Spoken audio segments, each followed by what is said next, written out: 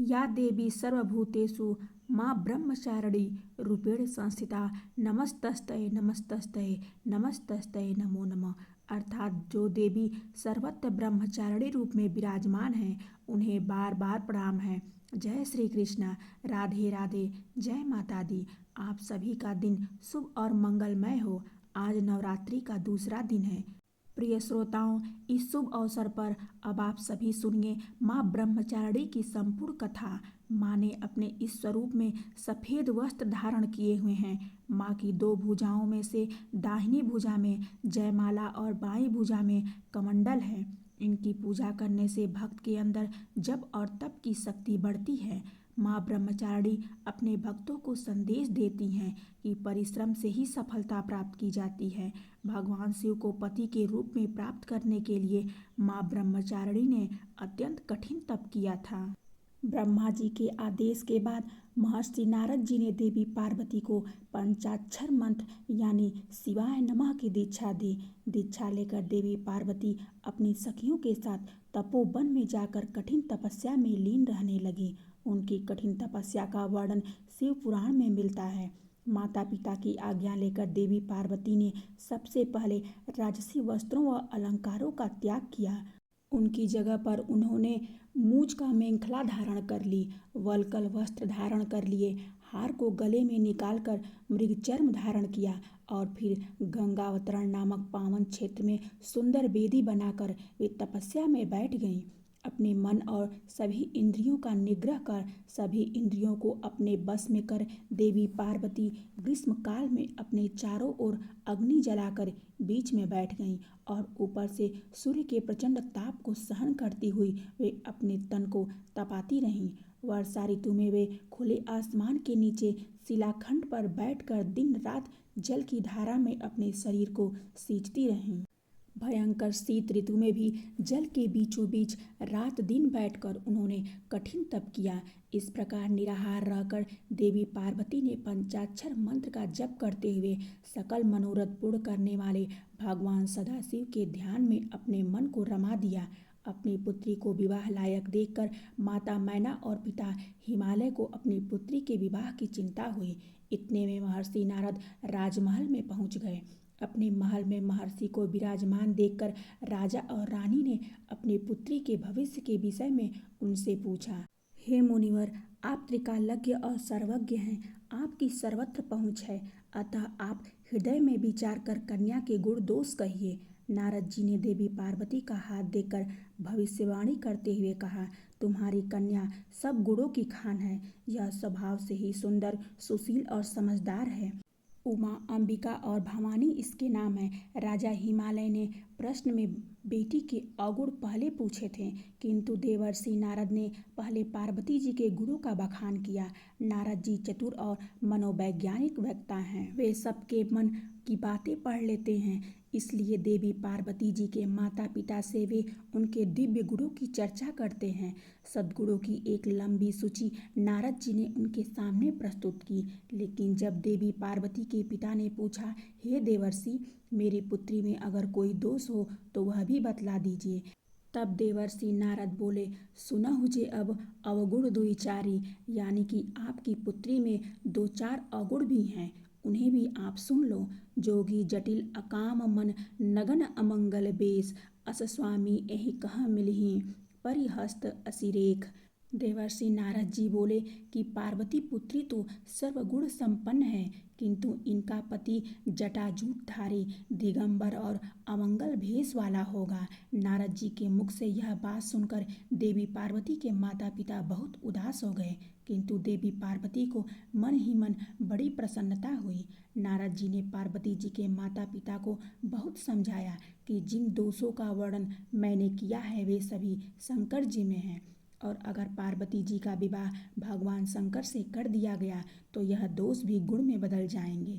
अंत में नारद जी ने माता पिता से यह तक कह दिया कि शिव जी को छोड़कर संसार में आपकी पुत्री के लिए कोई दूसरा वर है ही नहीं, किंतु आशुतोष होने पर भी शंकर की दुराध्य हैं, यानी कि शिव जी कठोर उपासना से प्रसन्न होते हैं।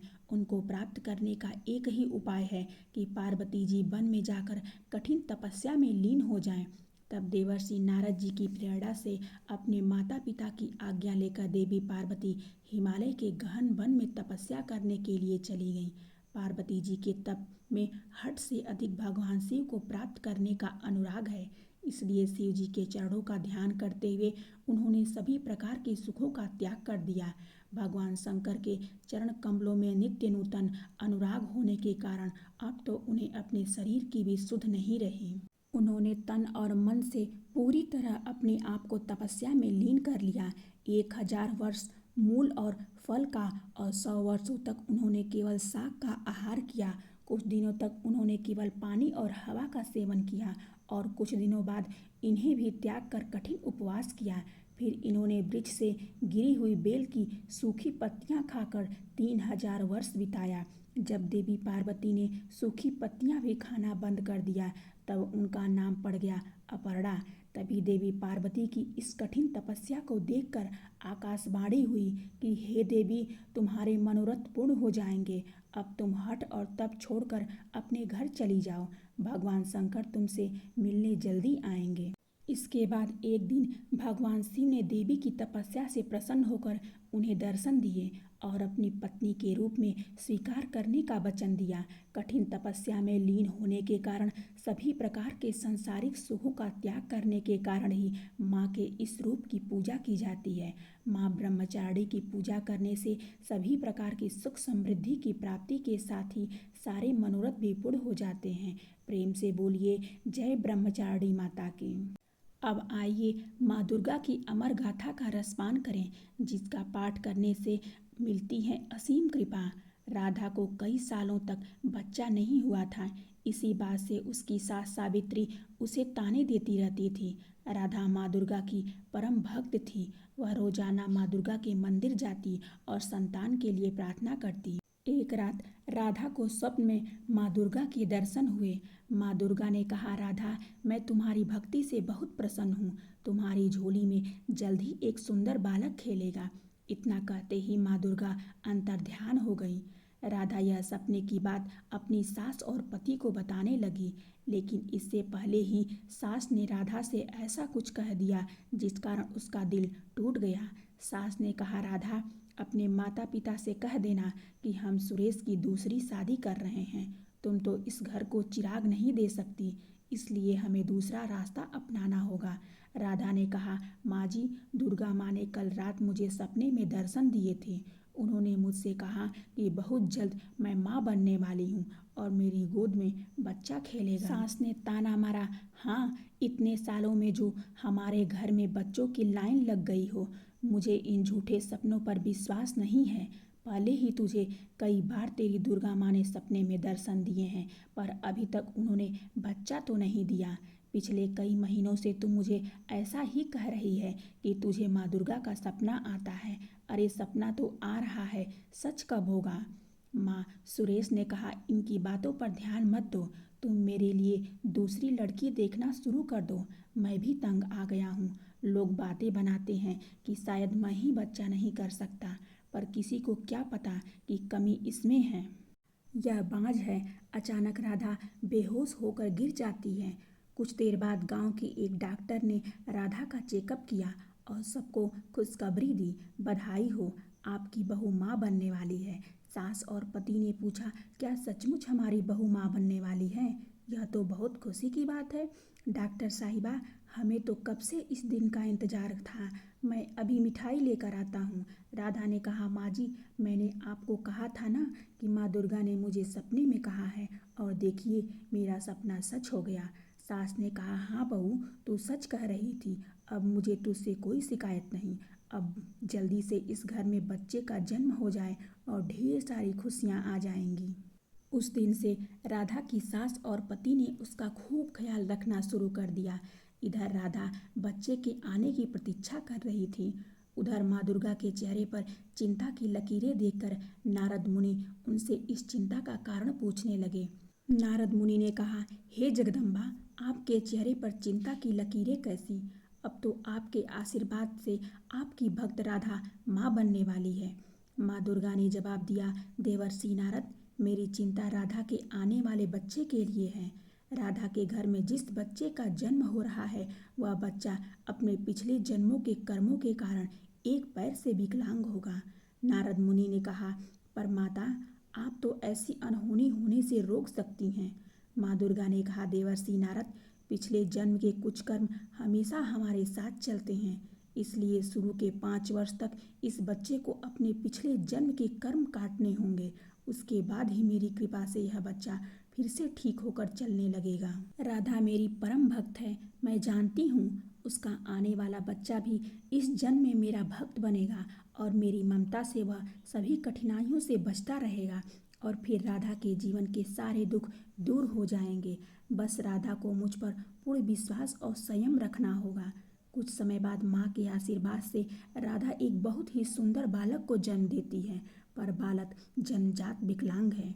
यह बात जब उसकी सास और पति को पता चली तो फिर से उनका व्यवहार खराब हो जाता है।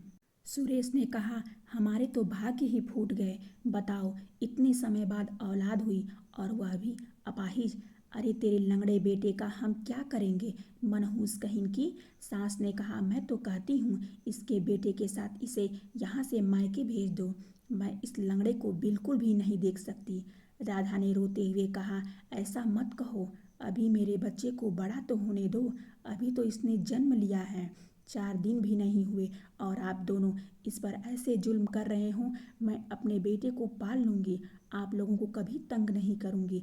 मैं इसे पालने के लिए खुद मजदूरी करूँगी। सास ने कहा, जो करना है अपने माँ के घर जाकर करना, हम इसे यहाँ नहीं रखेंगे। राधा की सास और पति ने उसे घर से निकाल दिया।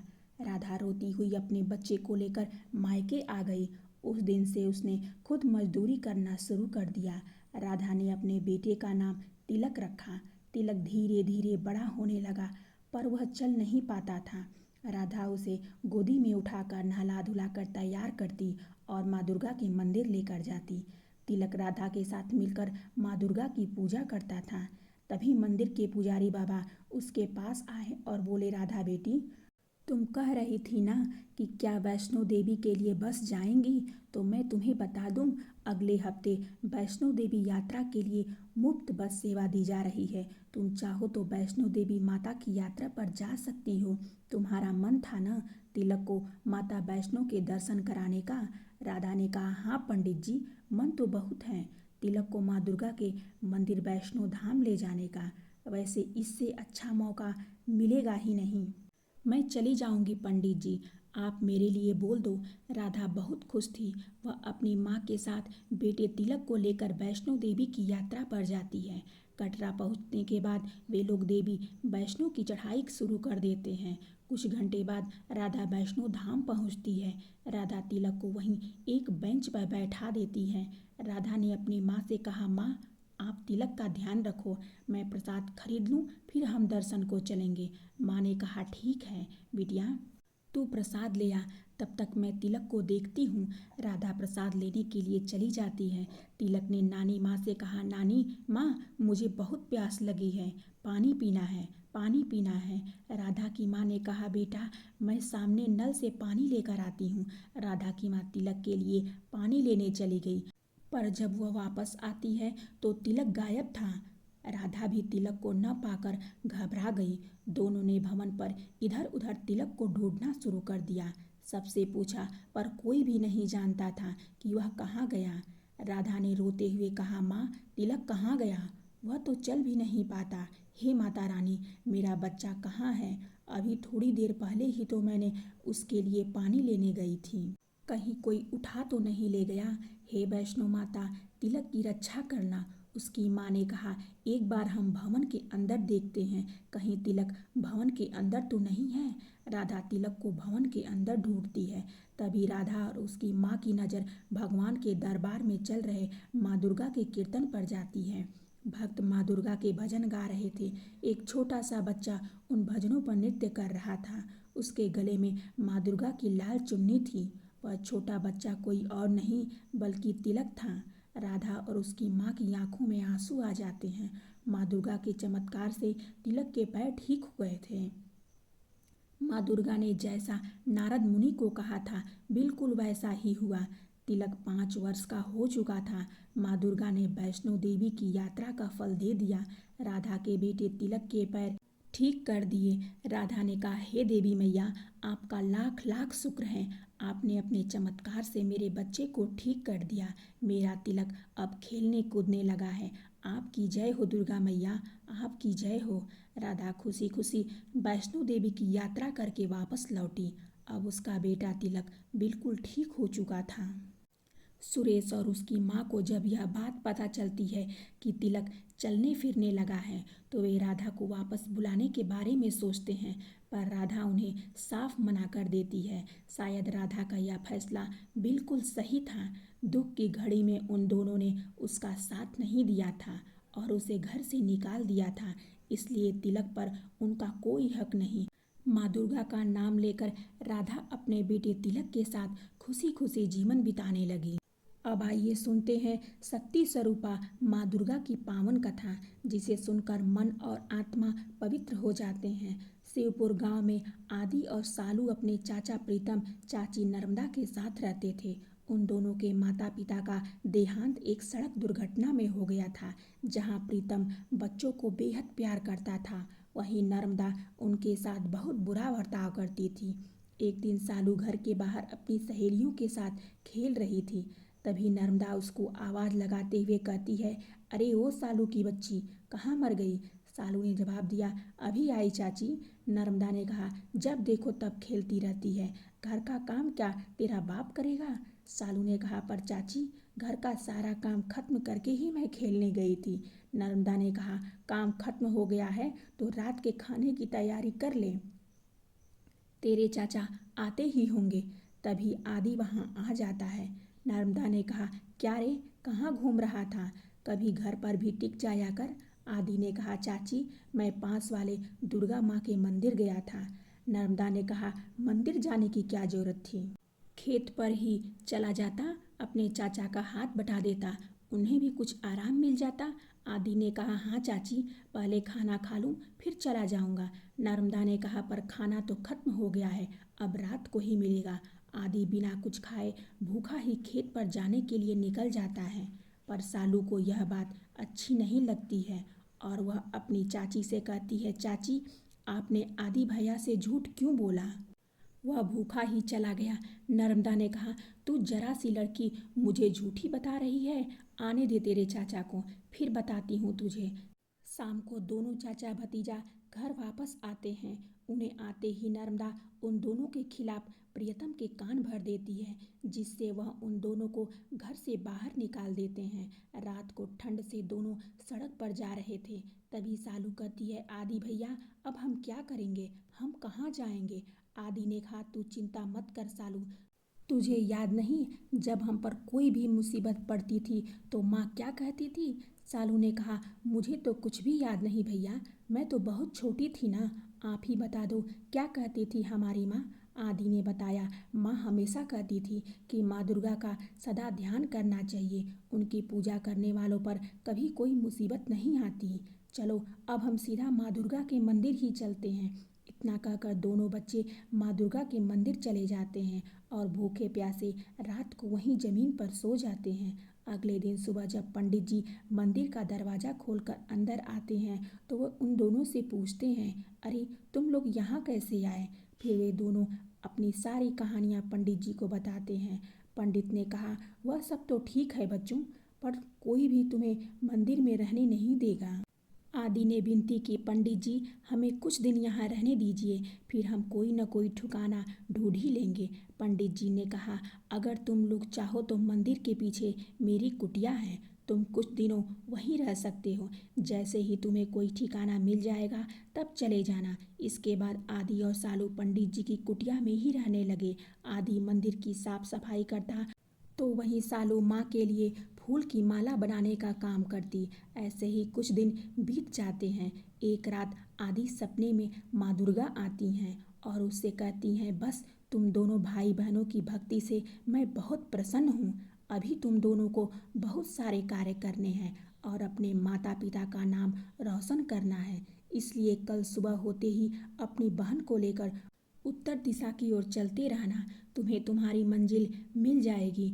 चौंक कर आदि उठकर बैठ जाता है, लेकिन जैसे ही वह अपने अगल बगल देखता है तो वहाँ कोई नहीं होता। अगले दिन सुबह वह पंडित जी को सारी बात बताता है। पंडित जी ने उन्हें खाना और कुछ पैसे दे दिए। दोपहर होते होते वे दोनों चलकर काफी दूर निकल आए थे। फिर दोनों एक पेड़ के नीचे बैठकर खाना खाने लगे। तभी उनके पास एक भिखारी आता है। आदि और सालू अपने खाए में से थोड़ा थोड़ा उस भिखारी को भी दे देते हैं। भिखारी ने कहा, बच्चों, तुम दोनों ने आधा पेट खाकर मुझे खाना दिया है। मेरे पास तुम्हें देने के लिए कुछ नहीं है, पर आज मैं तुम्हें ऐसा मंत्र बताता हूँ जिसका जाप करके तुम जो भी काम करोगे उसमें तुम्हें सफलता जरूर मिलेगी। आदि ने पूछा, पर बाबा, आपको इस मंत्र के बारे में कैसे पता? भिखारी ने कहा, तू यह मंत्र याद कर ले बस, फिर देख तेरी जिंदगी संवर जाएगी। तुझे याद तो होगा ना कि माँ दुर्गा ने तेरे सपने में आकर क्या कहा था? आदि ने हैरान होकर पूछा, लेकिन आप इसके बारे में कैसे जानते हैं? बाबा, कि माँ दुर्गा मेरे सपने में आई थी और उन्होंने कहा था। तभी वह भिखारी हनुमान जी के रूप में प्रकट हो जाते हैं। हनुमान जी ने कहा, जय श्री राम बच्चों, माँ दुर्गा के आदेशानुसार मैं हमेशा तुम लोगों के साथ रहूँगा और तुम दोनों के ऊपर कोई कष्ट नहीं आने दूंगा। इतना कहकर हनुमान जी अंतर्ध्यान हो जाते हैं। कुछ दूर आगे चलकर एक गांव आता है जहां एक दुकान के बाहर हेल्पर की आवश्यकता है का नोट लगा हुआ था। यह देखकर आदि और सालू उस सेठ की दुकान में काम करने लग जाते हैं। आदि जहां कपड़े बेचने का काम करता है, वहीं सालू उस दुकान में साफ सफाई के साथ साथ चाय पानी देने का कार्य संभाल लेती है। कुछ समय बाद आदि और सालू सेठ जी से कपड़े लेकर गांव-गांव बेचने निकल जाते हैं। उनके कपड़े हाथों हाथ बिक जाते हैं। सारा काम अच्छे से सीखने के बाद थोड़े थोड़े पैसे जमा करके आदि और सालू खुद की कपड़ों की दुकान खोल लेते हैं। माँ दुर्गा की कृपा से उनकी दुकान दिन दुगुनी रात चौगुनी तरक्की करने लगती है। दोनों भाई बहन की दुकान से होने वाली मोटी कमाई से वे एक बड़ा सा घर खरीद लेते हैं और उसके अंदर माँ दुर्गा का बहुत बड़ा मंदिर बनाते हैं। फिर वे दोनों सुबह शाम माँ दुर्गा की भक्ति करने लगते हैं और हर महीने माता के नाम के भंडारे करवाते हैं। माँ दुर्गा के आशीर्वाद भी उन पर खूब बरसता है और देखते ही देखते वे दोनों उस गांव के सबसे धनी लोगों में शुमार हो जाते हैं। जय माँ दुर्गा।